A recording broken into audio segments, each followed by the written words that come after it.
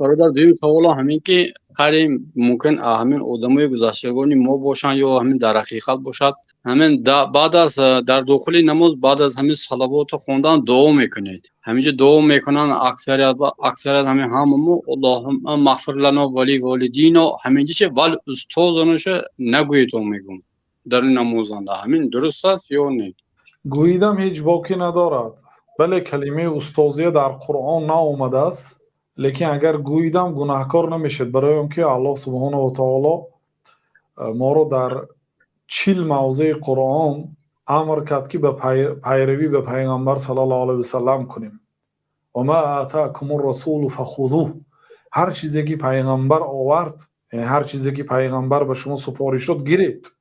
از جمله سپارش‌های پیامبر صلی الله علیه و سلم ثم لیتخیر من الادعیه ما شاء، سپس از دعاها کدام نوع دعا را خواهد اختیار کند. اختیار میکنه یعنی که دعای درست است، دعای یگان بد نیست، گفتم میگیرید. به عدد مسلمان ها وقتی که اللهم اغفر لی ولجميع المؤمنین والمؤمنات والمسلمین والمسلمات الاحیاء منهم والاموات، مومن مردها، مومن زنها، مسلمان مردها، مسلمان زنها، زنده های آنها 2 میلیارد و گذشتگان آنها، اوه از زمان حضرت آدم علیه السلام تا امروز چقدر مسلمان گذشته باشند، در حق همشون دعا کنید.